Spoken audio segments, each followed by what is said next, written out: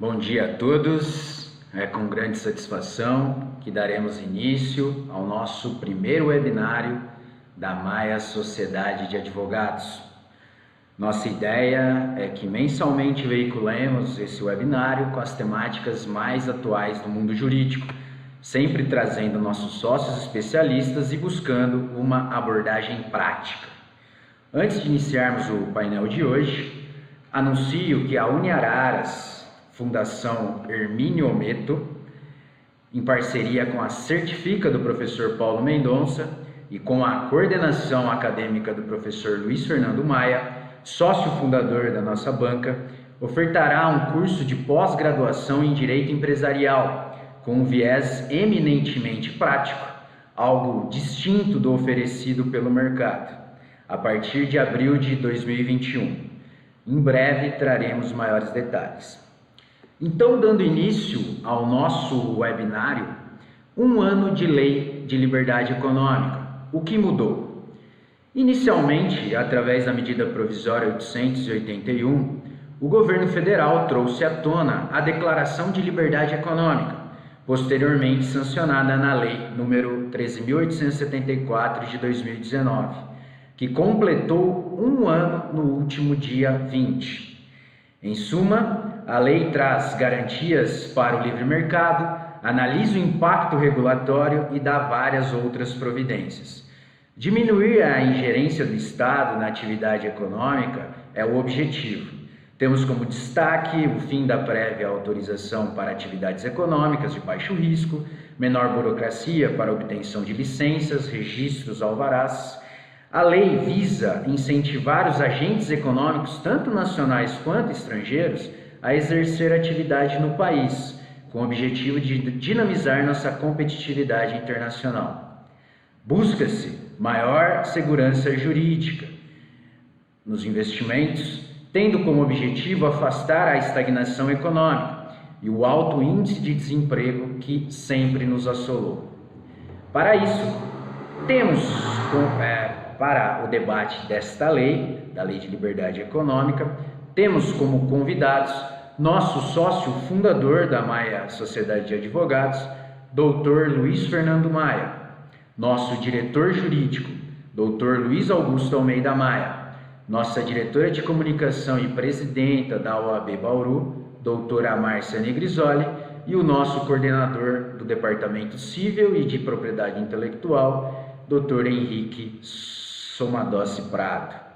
Então, de pronto, passo a palavra ao nosso sócio fundador e mestre de todos nós, professor Luiz Fernando Maia, que irá explanar sobre a gestão de documento em empresas, decreto 10.278 de 2020. Dr. Maia, a palavra é sua. Obrigado, doutor Leonardo. Bom dia a todos os nossos colegas aqui participantes do webinário. Meu bom dia a todos que nos honram em estarmos prestigiando nesse primeiro webinário do escritório, colegas, advogados, juristas, parceiros. Nosso agradecimento pelo prestígio nesse evento que para nós é de fundamental importância. Sendo mais direto ao assunto, eu gostaria de dizer que, diante da magnitude da lei, da proteção ao livre comércio, da iniciativa privada, talvez o meu tema seja até singelo, pela exposição que virá a seguir pelos meus colegas, mas eu entendo de uma sutileza necessária pela problemática que sempre foi patente, principalmente nas empresas, que é a questão da documentação, do arquivo de documentos, né? Embora isso também afete a pessoa natural, também o foco é mais representativo na pessoa jurídica. Nesse aspecto, eu gostaria de falar exatamente do artigo 3º, que estabelece os direitos de toda pessoa natural e jurídica ao desenvolvimento e ao crescimento econômico do país, no sentido de reservar direitos assegurados, e um desses direitos está previsto no artigo 3º, inciso 10. É exatamente esse inciso 10 que eu gostaria de focar, trazendo a ele um âmbito de exploração na questão da gestão de documentos, que eu vou mais tratar com preocupação no âmbito empresarial. O inciso 10 determina que é um direito, né, assegurado à pessoa natural e à jurídica, arquivar qualquer documento por meio de microfilme ou por meio digital, conforme técnicas e requisitos estabelecidos em regulamento, hipótese em que se equiparará documento físico para todos os efeitos legais e para a comprovação de qualquer ato no direito público. Pois bem, notemos que o inciso 10 fala segundo regulamentação. O regulamento veio um pouco tardio, agora em março, próximo passado, pelo decreto 10.278, de março de 2020, e trouxe as regras. Eu vou trazer um breve resumo dessa regulamentação, não vou me afetar em um detalhamento mais profundo, até porque é de uma expertise maior o anexo 1 e o anexo 2 do decreto, que trata no primeiro anexo da questão de definição de formato PDF, cor, etc. O anexo 2, a questão de palavras-chave, registro cronológico, algoritmo para mapear debites, né? Enfim, toda essa regulamentação e toda essa tecnicidade para a digitalização e autenticação eletrônica de documentos foi finalmente regulamentada nesse decreto. Em grosso modo, a primeira ressalva que eu faço é que essa regulamentação e digitalização de documentos não se aplica a determinados casos que estão explicitados nesse decreto. O primeiro caso são os chamados documentos nato digital. Seriam os documentos nato digital. São aqueles que têm seu nascedouro já no próprio ambiente eletrônico, não é? E eu cito aqui como um exemplo bem latente a nota fiscal eletrônica, que surgiu no Brasil nos idos de 2008. Não é? Então, todo o sistema do órgão fiscal é que recepciona a emissão da nota fiscal e que dá seu nascimento. Então, naturalmente, é um documento original no meio eletrônico. Obviamente, não tem a necessidade de submeter a digitalização e a uma autenticação posterior. Também nessa mesma linha, eu lembro das questões uma evolução também que nós tivemos, em especial na área contábil fiscal, que são os documentos de declarações de CPF, do sistema da Receita Federal, o ECAC, vários documentos. A própria procuração dos processos eletrônicos são também exemplos de documentos no ato digital. Também não se inclui nessa regulamentação documentos das transações bancárias, né? Que já também um documento que está no próprio sistema das autorizações financeiras, os documentos de identidade e aqueles de porte obrigatório.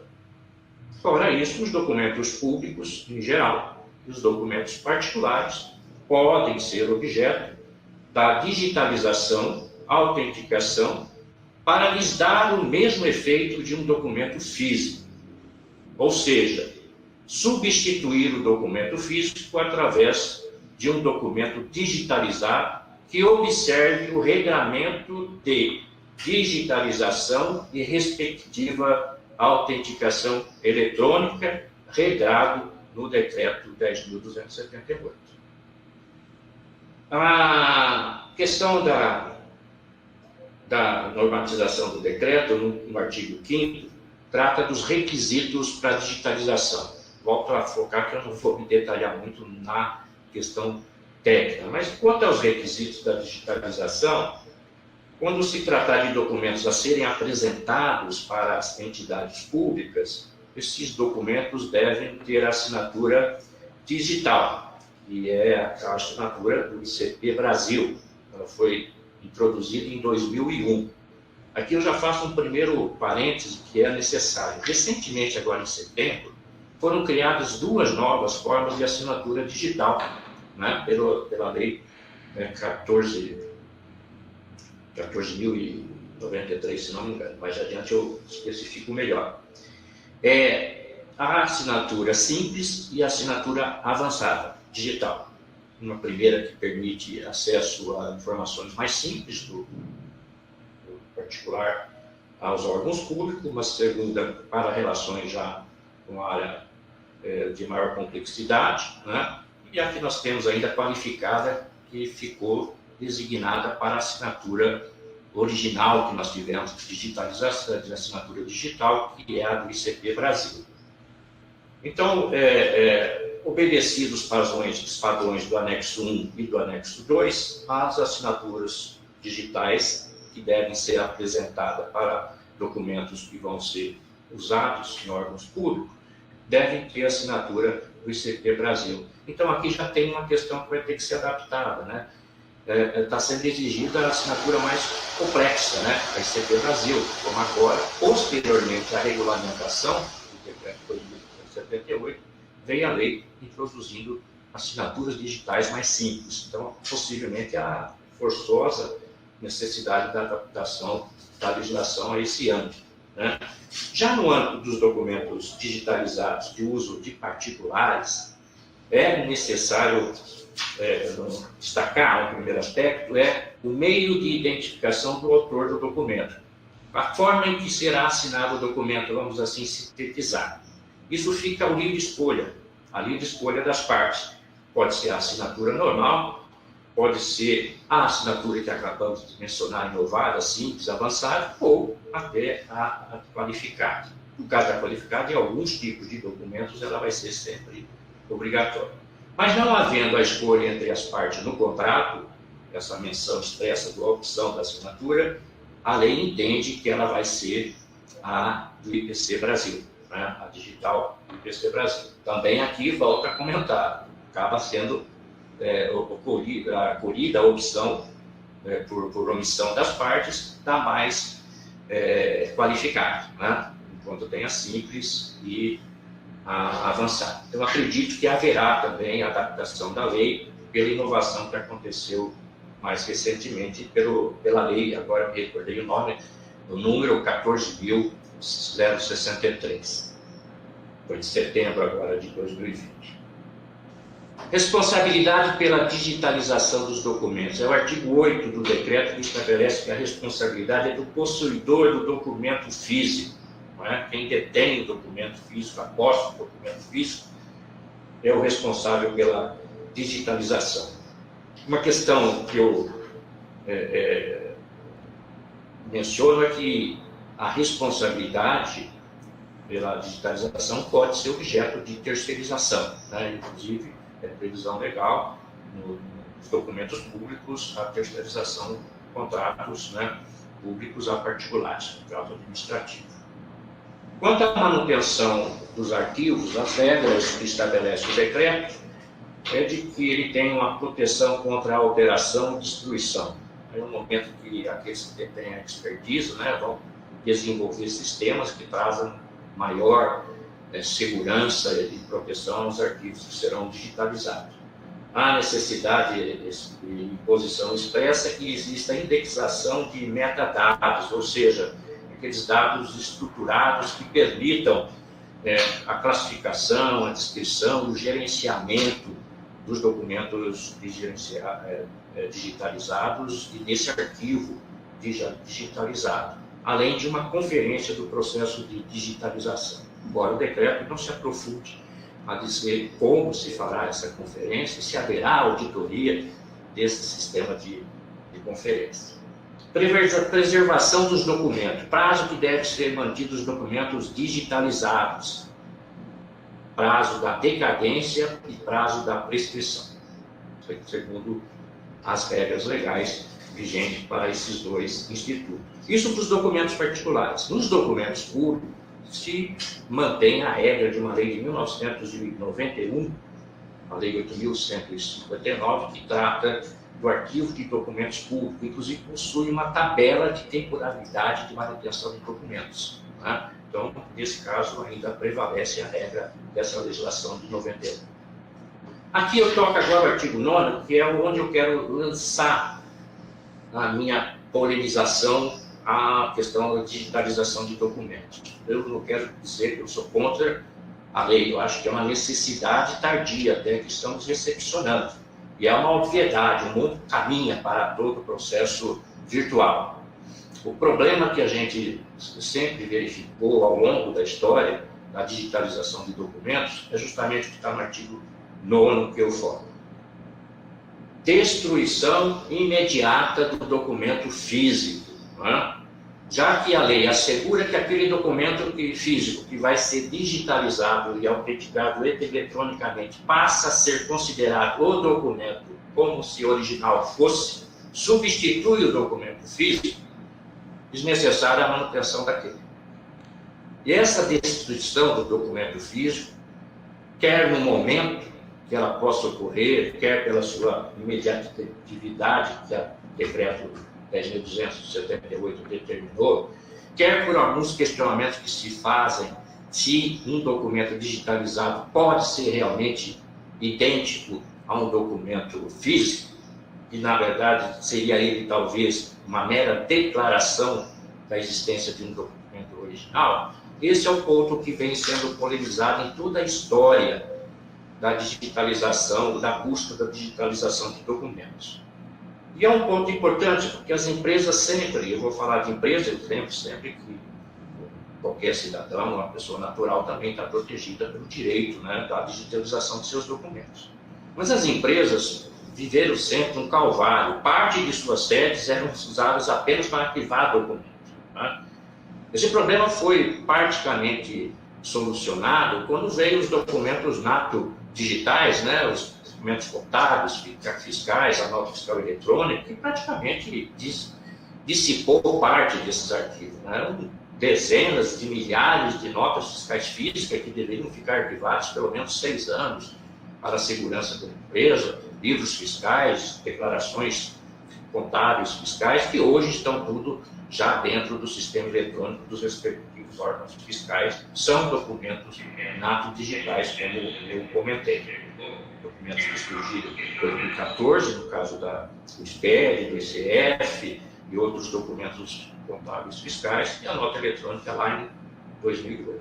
O que restou para as empresas, e é o problema, são os documentos do âmbito trabalhista, são os documentos de contratos de prestadores de serviços, são os documentos de contratos de relações comerciais, internacionais, de relacionamentos de licença, de direitos, etc. Esse documento hoje, a rigor da legislação em plena vigência e regulamento do decreto 10.278, uma vez digitalizados, uma vez autenticados segundo os conformes do regulamento previsto no decreto 10.278, podem ser destruídos de imediato. E aí eu faço a questão que eu vou deixar no ar, não porque não milito a favor dessa necessidade da digitalização do documento, mas pelo histórico do tema conturbado que foi enfrentado desde os idos de 2001. Na verdade, a questão da digitalização dos processos de documentos pelo sistema eletrônico começou de 2001 para cá, que foi a data que veio a assinatura eletrônica. Né? O primeiro projeto de lei, 146, foi de 2007. Ele foi altamente polemizado nas casas legislativas, e a ponto de ter uma curta tramitação e rapidamente arquivado, não foi sequer objeto de amplos debates que deveriam ter ocorrido. Na sequência, em 2012, nós tivemos novamente a discussão da questão da digitalização dos documentos físicos e há, inclusive, o surgimento de uma lei. Foi aprovado através de 2012, né, se eu localizo aqui, a minha memória, senhores, está no papel, infelizmente. Mas é a Lei 12.682 de 2012. Mas ela teve vetado, ou foi objeto de veto, justamente o artigo 2º, 5º e 7º.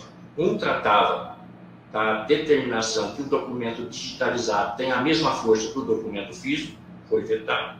O outro dizia que poderia ser destruído o documento físico. Então, ela valeu para regulamentar sistema de digitalização, mas não teve nenhum efeito, né, nenhuma eficácia para o problema da digitalização, a representatividade do documento digitalizado, fazendo vez do próprio documento físico, e a possibilidade da destruição do documento físico.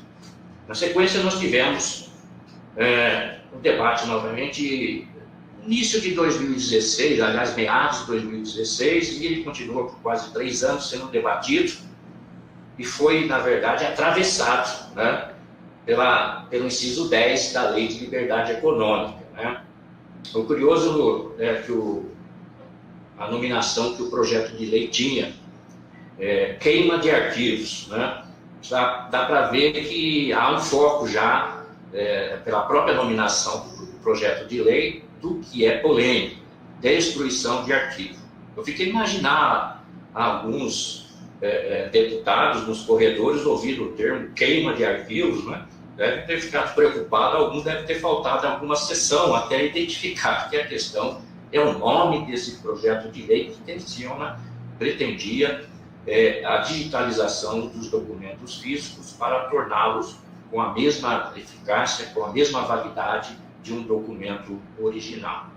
Então, o decreto, o projeto de lei já estava sob debate, havia já a manifestação do Conselho Nacional de Arquivo, havia manifestação de várias universidades e juristas, pontualmente contra a destruição do arquivo, ou pela temporalidade da permissão da destruição, né, ou contra a imediatividade da destruição.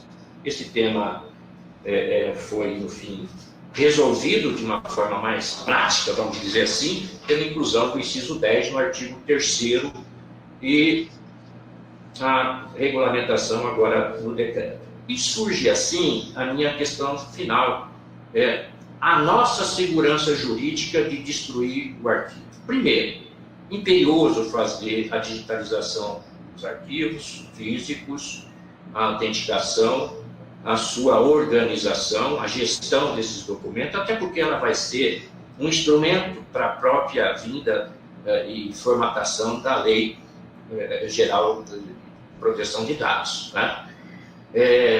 Há um questionamento também se essa digitalização de documentos públicos estaria também afetando a lei que dá o amplo acesso às informações, né? Todos os debates daqueles que militam com restrições ao arquivo digitalizado. Mas eu fico mesmo nesse ponto. A matéria da destruição de documento físico não é algo que pode ser encerrado pelo decreto. Eu torço para que aconteça isso, mas há movimentos que podem levar essa questão ao debate do judiciário.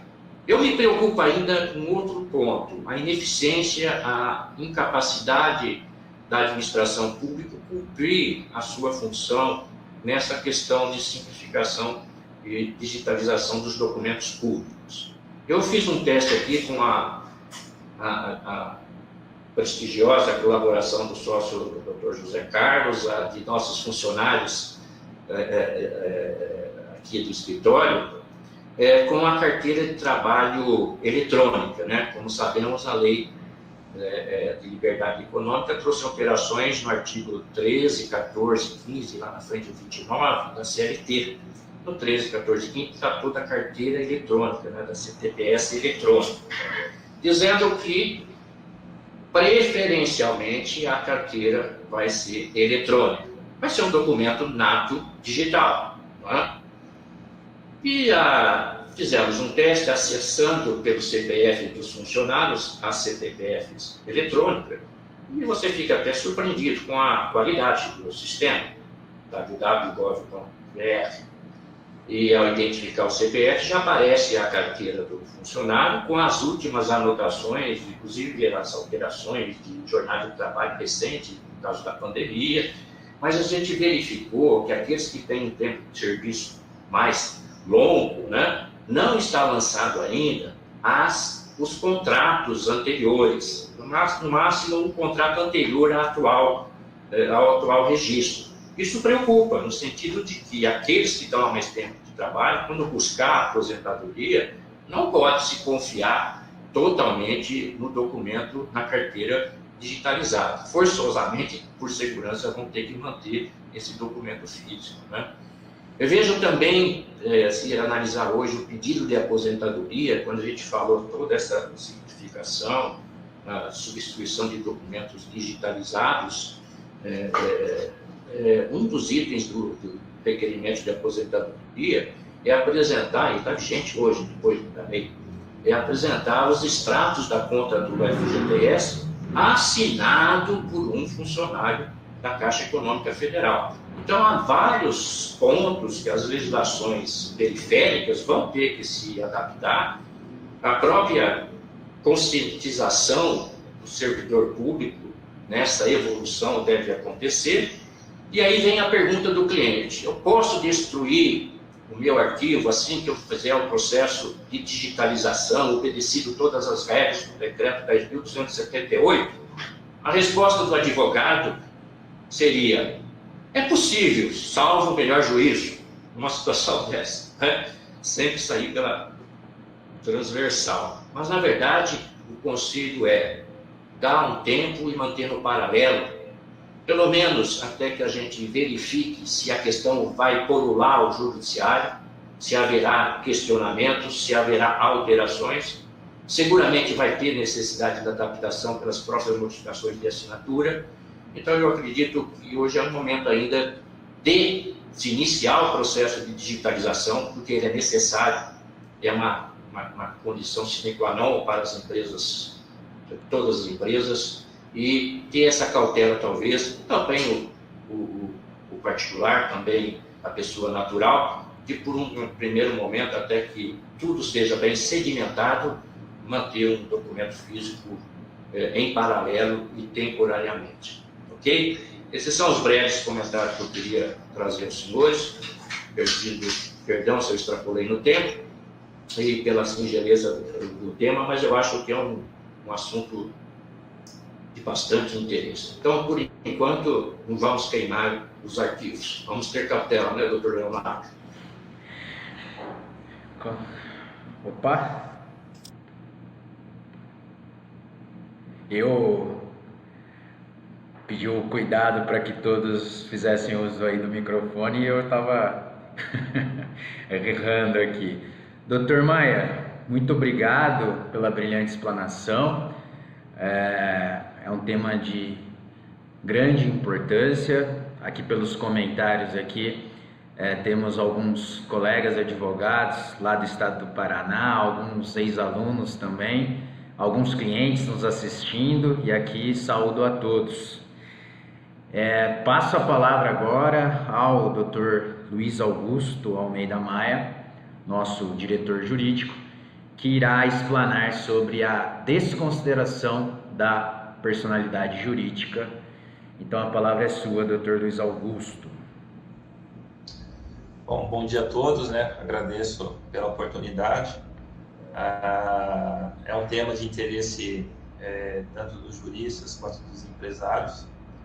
E eu me recordo que há bem pouco tempo, em um evento, né, o professor Fábio Ulloa mencionava de um artigo publicado em 2016, em coautoria por um autor sueco e um outro finlandês, com um título meio catastrófico, né? Será o fim da autonomia patrimonial das pessoas jurídicas? E isso tudo porque na Suécia, né, após 50 anos de vigência da norma que estabelecia a possibilidade de desconsideração, havia sido proferida a primeira decisão desconsiderando uma personalidade jurídica, né? E aí ficava aquele paralelo, né? E nós aqui, né? Como que estamos, né? Talvez o melhor dos sistemas de jurimetria não conseguisse identificar um número exato, né? Porque se desconsidera tudo, né? Talvez isso seja um reflexo também de uma certa imprecisão conceitual, né? A gente sabe que depois de um ano de vigência da Lei de Liberdade Econômica, né, que teve uma alteração ali no artigo 49A e no artigo 50, que buscava justamente evitar essa banalização da desconsideração. A gente tem uma sensação de que a reforma foi muito tímida, né? Que a gente poderia ter ido além, né? Então, só para fazer uma breve retrospectiva, né? Como vocês sabem, a desconsideração, que não é sinônimo de despersonificação, ela é uma construção da common law, né? Vem ali de países como Estados Unidos e Inglaterra, e o primeiro jurista a apresentar essa teoria como algo compatível com o sistema brasileiro, né, teria sido Rubens Requião, né, em uma palestra no final dos anos 60, em que ele defende essa possibilidade de desconsideração episódica da personalidade jurídica pelo mau uso dessa personalidade. Inclusive, ele manda o conteúdo dessa palestra para a comissão, né, encarregada da elaboração do projeto de novo Código Civil, né, que é a comissão Miguel Reale. E, estranhamente, como as coisas acontecem aqui no Brasil de forma estranha, isso resulta num estranho artigo 45 do anteprojeto, que vai mencionar que se a sociedade for manipulada fraudulentamente, ela será dissolvida, né? Então, o próprio Rubens Requião, ele vai depois discursar no Congresso e diz, olha, esse anteprojeto, esse artigo não tem nada a ver com o conteúdo da palestra que eu ministrei, né? O que eu estava falando era de uma desconsideração episódica, né? No Senado, isso é de uma certa maneira sanado, né? Através do relator, né? No Senado, que era o Josafá Marinho, né? Que em realidade pede um auxílio ao professor Fábio Conde Comparato para redigir um dispositivo a respeito da desconsideração. Esse dispositivo ele é redigido com base numa teoria do professor Fábio, que está exposta em um livro chamado O Poder de Controle das Sociedades Anônimas, e na verdade é uma teoria que coloca um enfoque muito grande num aspecto que a gente chama de objetivo, né? Então, se vocês forem na teoria clássica, na teoria subjetiva, né, que era aplicada nos outros países da tradição da common law, você vai ver que o pressuposto da desconsideração sempre foi o mau uso da personalidade, uma manipulação fraudulenta dessa autonomia patrimonial, né? Entretanto, para o professor Fábio Conde Comparato, era necessário você objetivar alguns sinais exteriores dessa fraude, né? Como possibilidade de desconsideração, uma vez que, se assim não fosse, eu colocaria para o credor uma prova que a gente chamaria de diabólica, né? Uma prova impossível, né, de ser realizada, né, pelo aspecto subjetivo.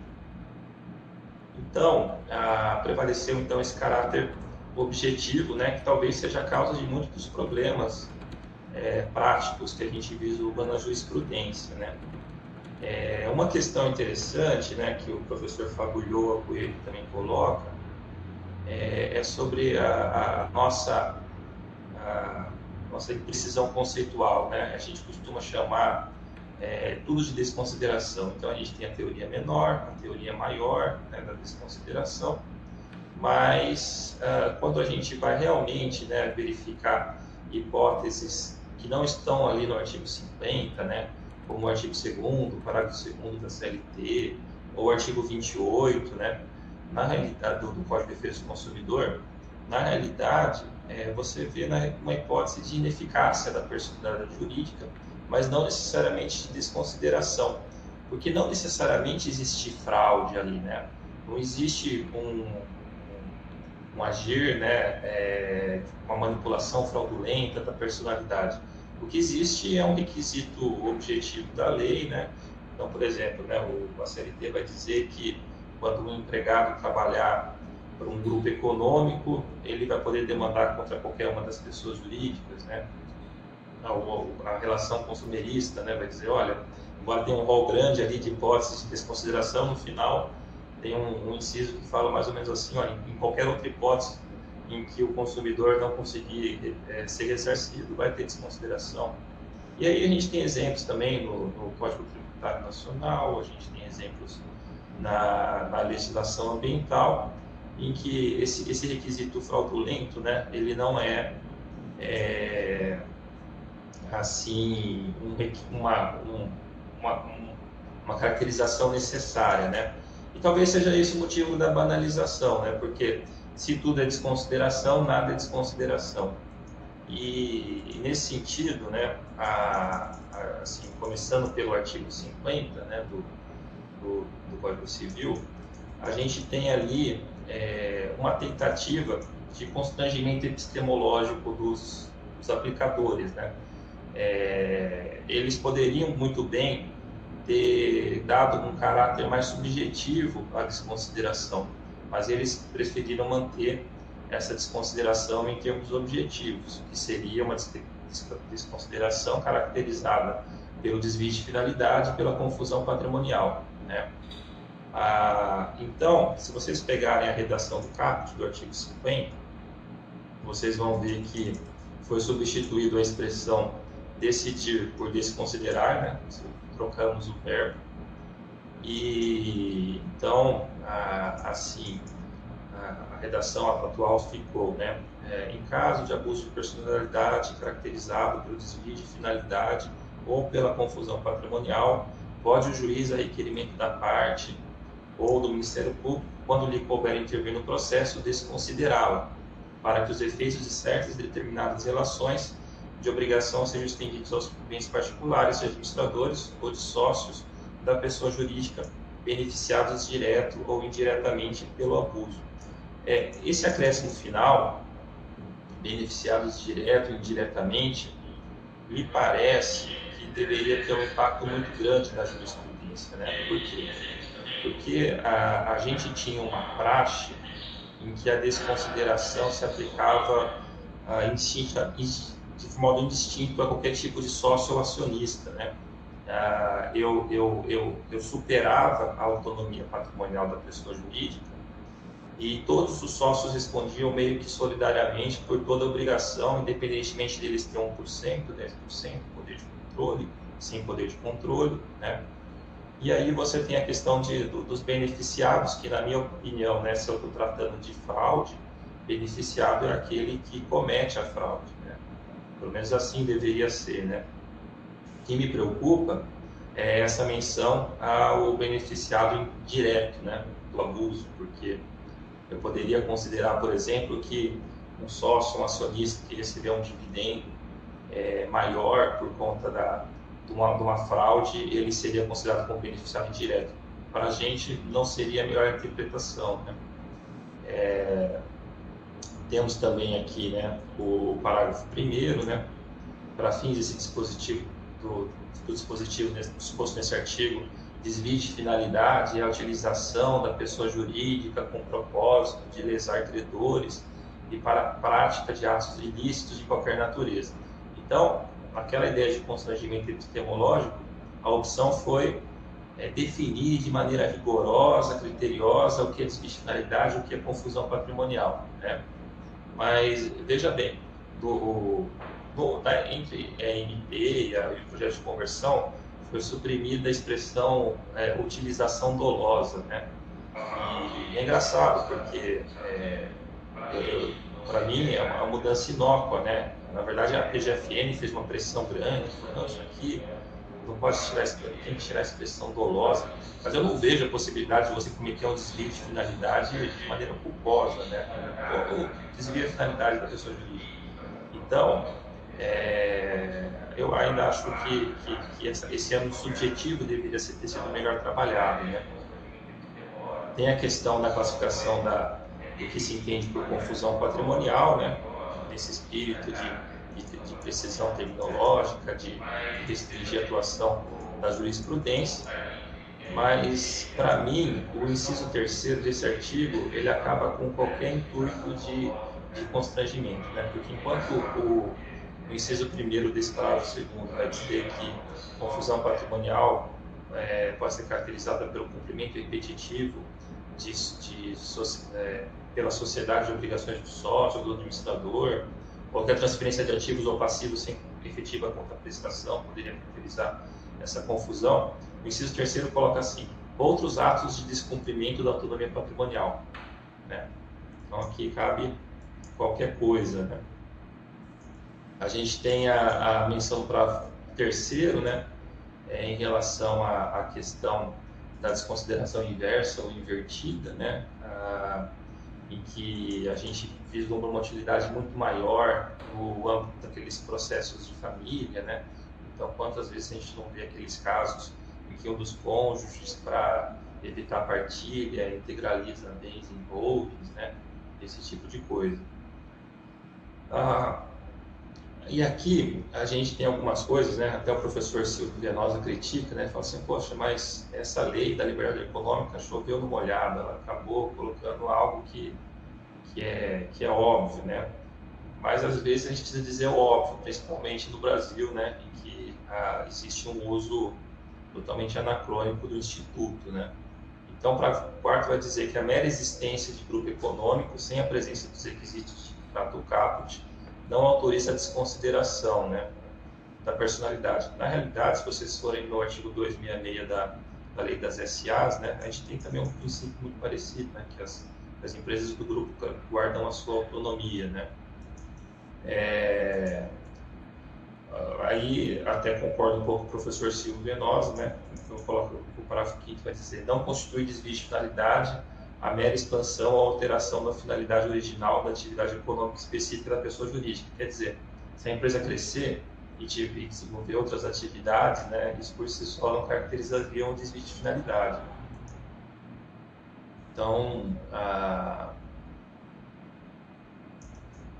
temos aqui a reintrodução do princípio da autonomia patrimonial também no Código Civil, né?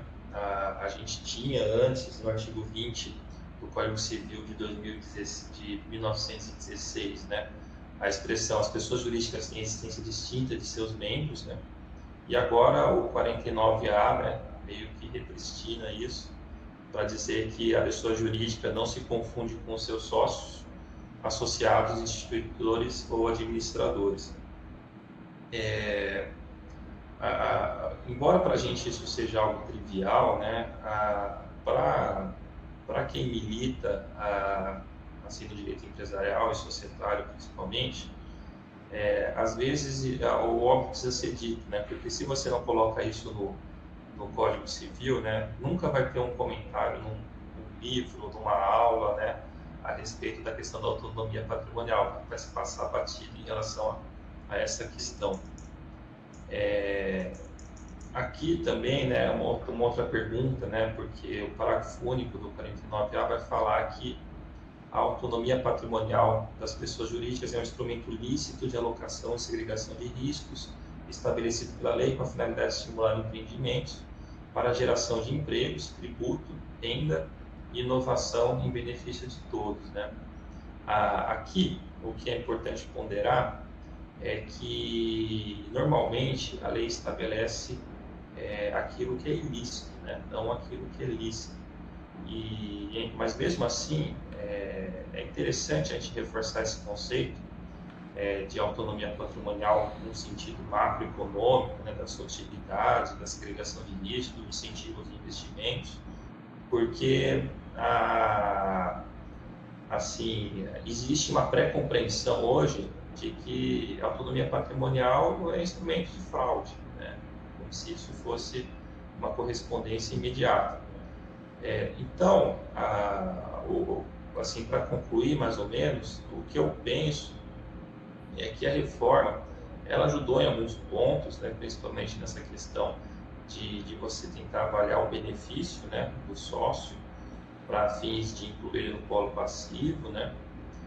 Mas ela poderia ter avançado mais, né? Ela poderia ter colocado, por exemplo, um dispositivo que já está um pouco assentado na jurisprudência do STJ, de que a simples insolvência da pessoa jurídica não implica no redirecionamento da obrigação para os seus sócios, né? Lembrando sempre que existe uma clara distinção entre a desconsideração, né, do Código Civil, da chamada teoria menor, né, em relação a outros diplomas, né. Bom, enfim, essas eram mais ou menos as minhas considerações. Eu sei que depois de um ano de vigência, né, a gente esperava uma mudança na realidade, né, mas se vocês fizerem uma pesquisa rápida no Tribunal de Justiça, vocês vão ver vários acordos em que existe ainda desconsideração por mera inadimplência, existe ainda inclusão distinta de sócios com poder de administração, sem poder, com benefício, sem benefício, porque assim, existe uma necessidade de recuperar conceitualmente o que é a desconsideração, porque a sua banalização era muito ruim, né? Existe um índice, né, de liberdade econômica do Banco Mundial, e um dos aspectos que esse aqui é levado em conta é a questão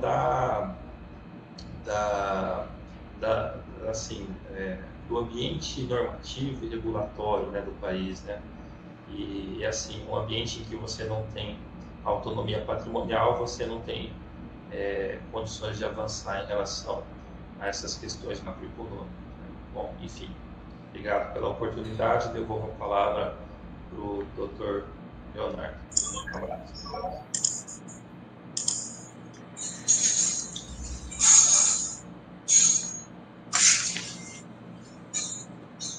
Agradeço as palavras do Dr. Luiz Augusto e repasso de pronto a palavra ao nosso coordenador do Departamento Civil e Propriedade Intelectual, Dr. Henrique, que discorrerá sobre as intersecções da Lei de Liberdade Econômica com o direito contratual.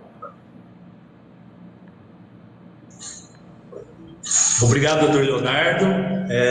Primeiramente, um bom dia a todos e todas.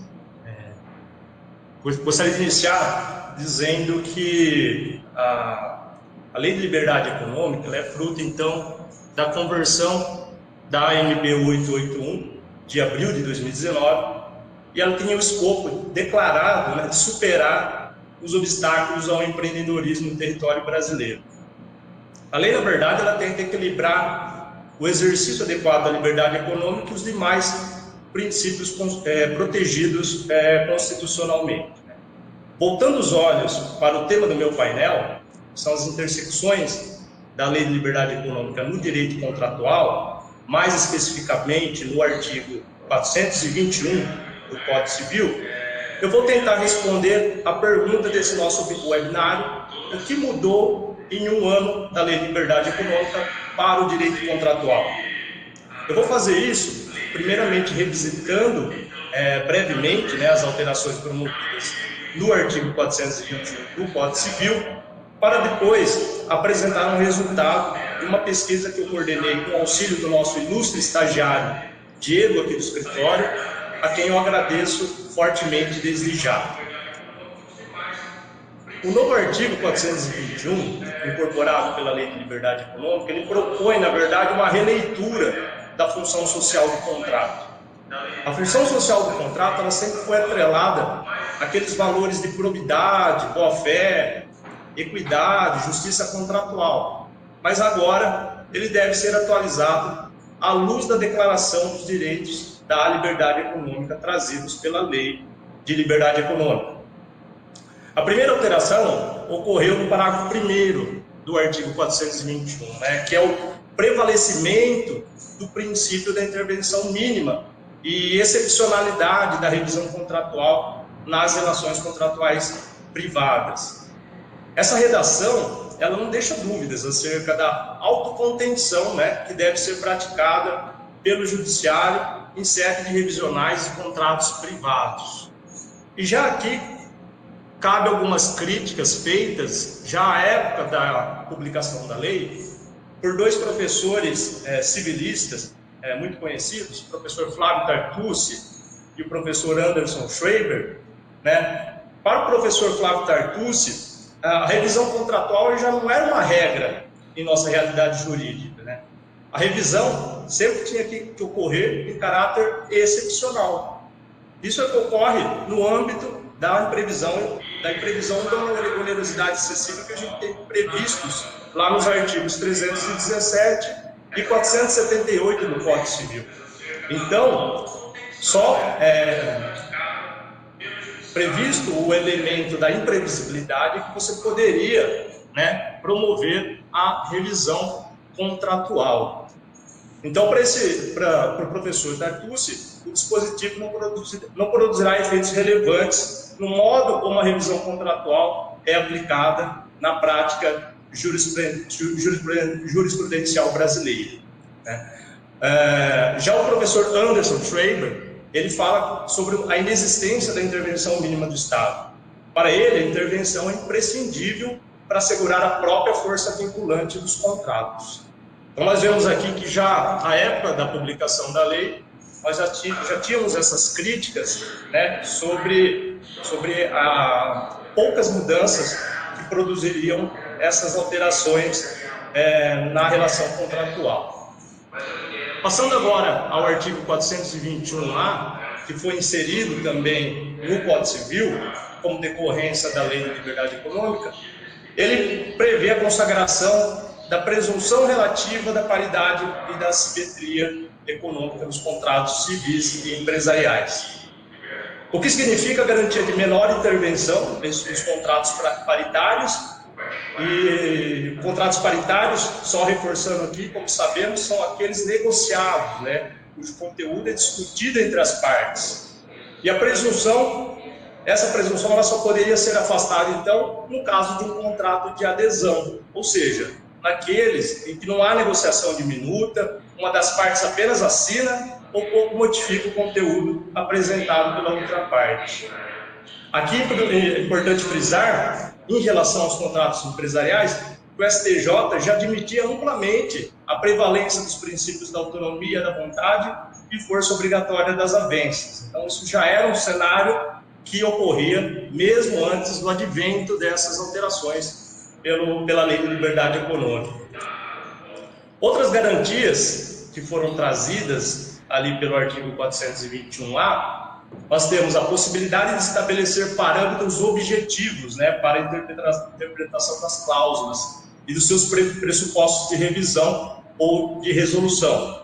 Por exemplo, na fixação dos eventos que podem gerar imprevisibilidade ou onerosidade para determinar o negócio.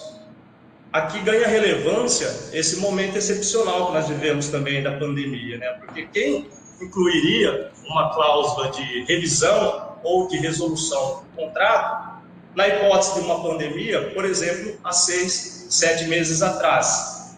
Então, reforça aqui então essa possibilidade de fixação desses eventos, né, que possam gerar a imprevisibilidade e, consequentemente, possibilitar a revisão ou até mesmo a resolução do contrato. Evidentemente que esses eventos eles não podem ofender uma norma de ordem pública, como, por exemplo, afastar as regras de limitação ou de redução equitativa da cláusula penal, de uma multa penal fixada no contrato, porque os artigos 412 e 413 lá do Código Civil, eles permitem que o magistrado faça essa revisão quando a multa for considerada abusiva. Outra garantia trazida pelo artigo 421-A é o respeito à divisão de riscos definida no contrato pelas partes, especialmente nos contratos empresariais, como forma de se reaver os lucros esperados naquele negócio, não é mesmo? Então, sempre observada a racionalidade econômica daquele negócio. Isso confere maior autonomia da vontade e prestigia o senso de responsabilidade entre os particulares no desenvolvimento dos seus contratos. Também aqui cabe o comentário que isso não poderia gerar um enriquecimento sem causa, né, porque ofenderia norma de ordem pública prevista também no Código Civil. E, por fim, a última garantia do 421-A é a excepcionalidade da revisão contratual, mas isso já está previsto, inclusive, no parágrafo 1º. Então, aqui no 421-A, há só uma repetição dessa garantia, da excepcionalidade da revisão contratual. Finalizando, então, falando um pouquinho agora sobre a pesquisa que foi realizada sobre o artigo 421 do Código Civil, com a ajuda do nosso estagiário Diego. Então, foi conduzida uma pesquisa lá no site do Tribunal de Justiça, filtrando as decisões relacionadas ao artigo 421. Foram encontrados vários resultados, vários acórdãos, né, citando o artigo 421, porém, todos eles anteriores a 2017. Então, isso denota que ainda que o tribunal ainda não enfrentou a aplicação desse dispositivo sob a égide da alteração promovida pela Lei da Liberdade Econômica.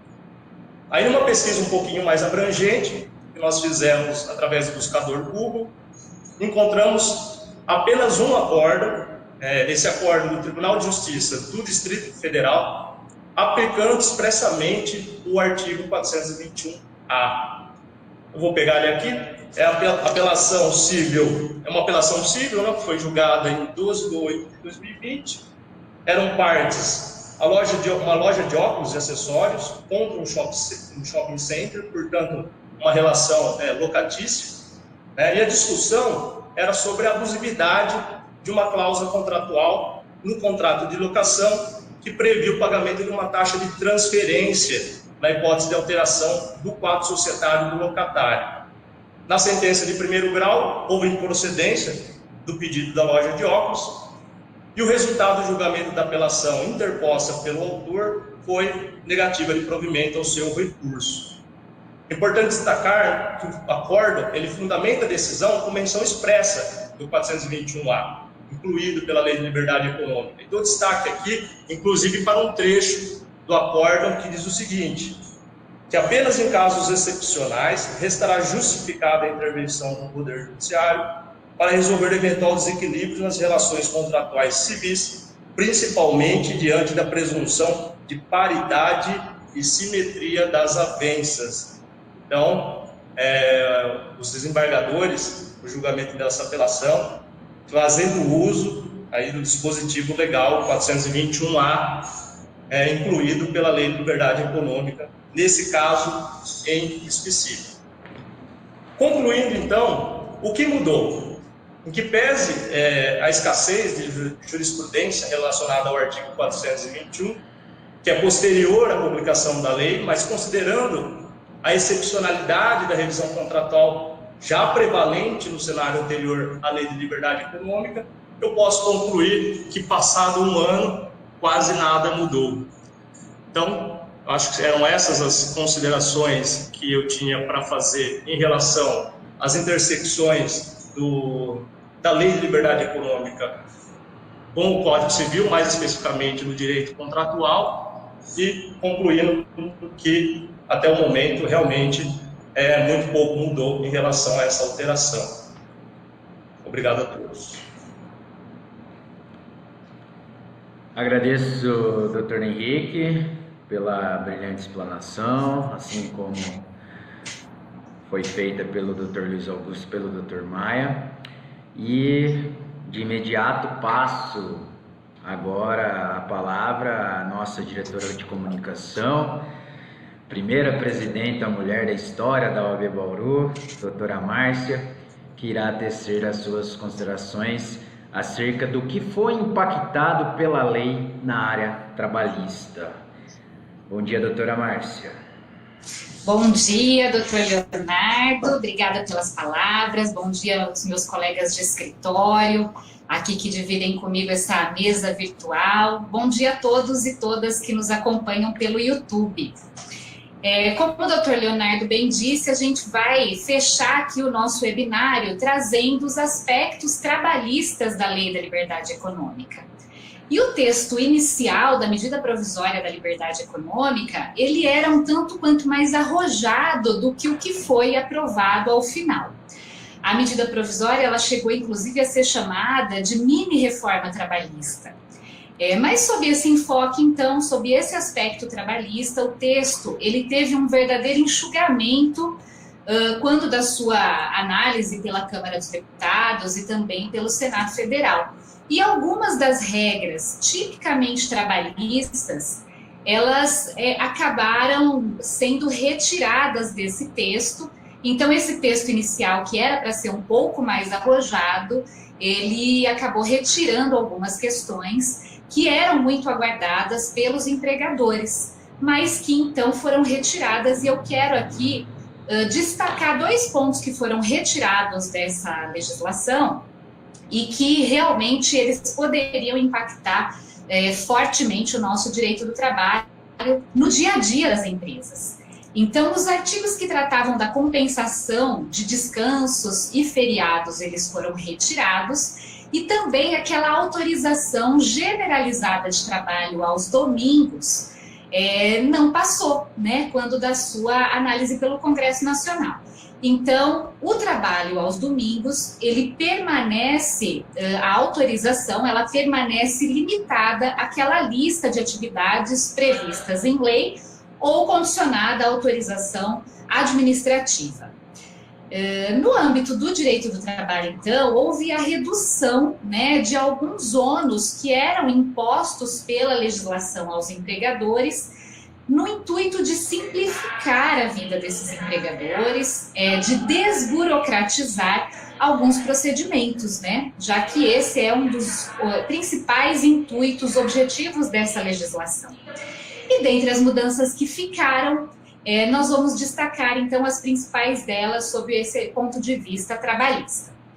A primeira medida importante que foi aprovada e que já está vigente, então, no nosso ordenamento jurídico desde abril do ano passado, quando essa lei da liberdade econômica entrou, né, no nosso ordenamento, é uma regrinha com relação ao registro da jornada de trabalho pelos funcionários. Então, o registro da jornada de trabalho, ele passou a ser obrigatório apenas para as empresas que possuem mais de 20 trabalhadores registrados, né? O que mudou?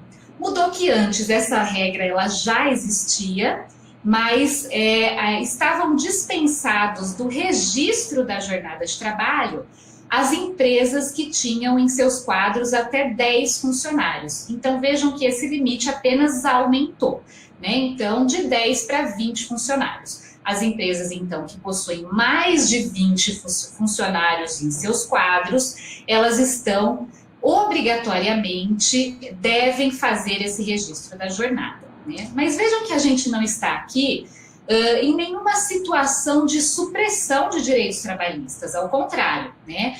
A dispensa do registro da jornada não é confundida com a exclusão do direito ao recebimento das horas extraordinárias quando realizadas, né?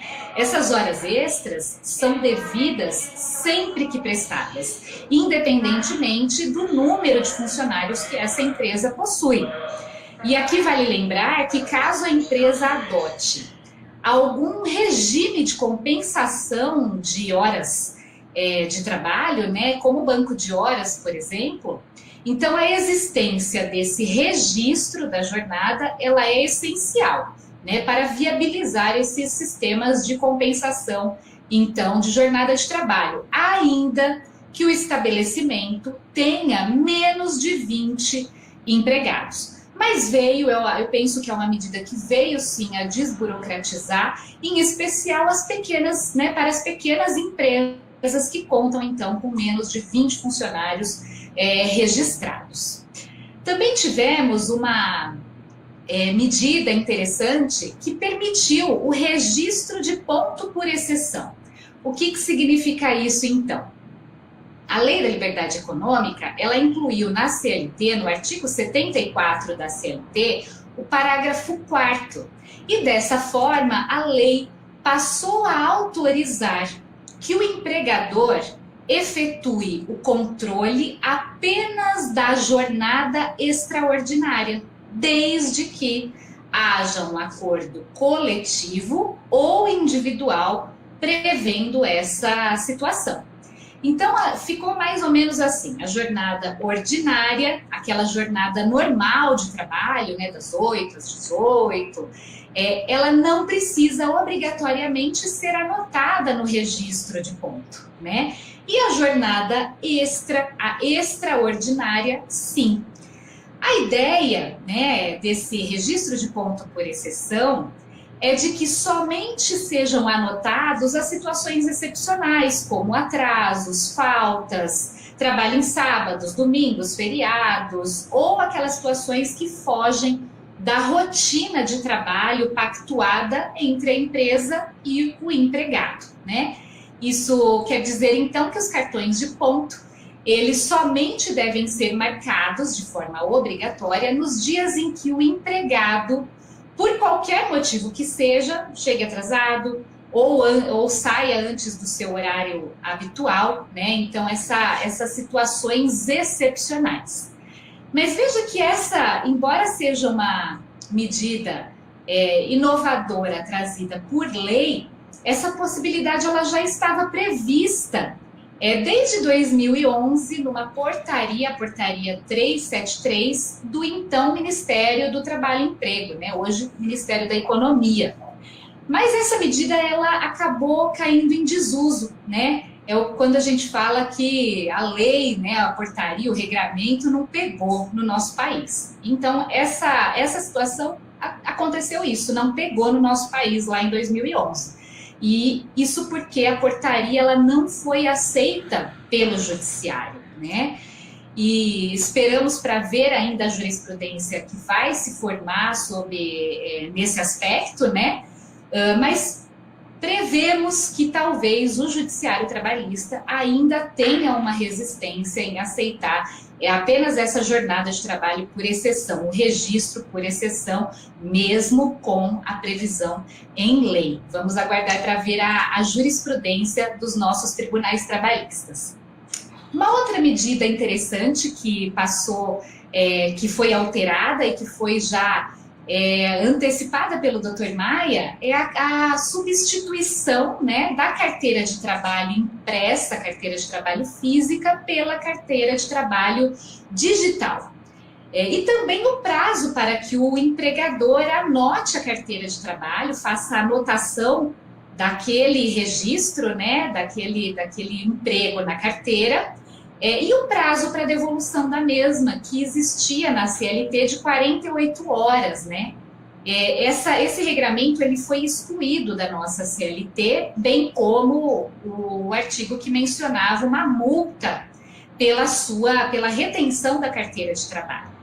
Como a carteira de trabalho ela deixa de ser obrigatoriamente impressa, né, física, eu penso que essa regra realmente não faria mais sentido, né? E o empregador, então, ele deve, da mesma forma como antes, fazer o registro, né, daquele novo emprego, daquele novo contrato na carteira de trabalho, só que agora esse registro passa a ser feito de forma eletrônica, digital. E aí o prazo para essa anotação, que era de 48 horas antes, ele foi elastecido para um prazo de 5 dias através da Lei de Liberdade Econômica, né?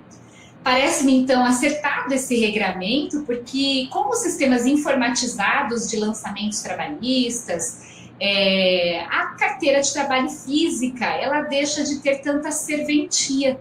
E, infelizmente, muitas vezes esse documento, ele acaba sendo utilizado e facilitando algumas fraudes perante o INSS. Então, me parece, né, um regramento muito acertado e que vem aí apenas a corroborar com a realidade que nós já vivenciamos, que é uma realidade de documentações eletrônicas, como foi muito bem explanado pelo Dr. Maia. Também tivemos aí uma extinção do sistema e-social, né? Vejam que as empresas correram para se adequar ao e-social, que é um sistema de registro de informações trabalhistas, fiscais, né, e previdenciárias É importante que tenha esse registro eletrônico, mas é um sistema extremamente difícil de manusear, né? Então, as empresas, elas acabaram fazendo toda uma preparação para poder cumprir o e-social, só que agora esse sistema deixa de existir, né? O e-social, então, será substituído por um sistema simplificado de escrituração digital de obrigações previdenciárias, trabalhistas e fiscais.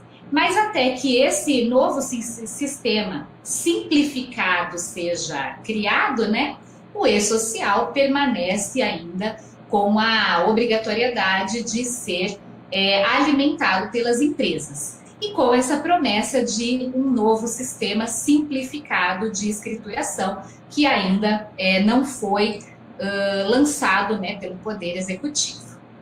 Também tivemos uma importante alteração, que é a apresentação dos documentos em formato eletrônico, também seguindo o intuito primordial dessa legislação, então, de facilitação, né, de desburocratização. Agora, a lei permite que a empresa arquive os documentos trabalhistas exclusivamente por meio digital para todos os efeitos legais, né? Inclusive para os efeitos de fiscalização, o que também facilita bastante, né? Porque se tornava muitas vezes muito custoso para a empresa arquivar documentos físicos, sobretudo considerando, por exemplo, empresas que atuam na construção civil e que têm unidades, né, espalhadas, então, não só na sua sede. Então, essa é uma importante medida também que veio aí para facilitar, para desburocratizar e para simplificar a vida das empresas. E uma última questão que eu queria trazer, né, e ressaltar, é a questão da flexibilização trabalhista. A nova lei, a Lei da Liberdade Econômica, ela dispõe que a pessoa jurídica não se confunde, né, com os seus sócios, associados, instituidores ou administradores.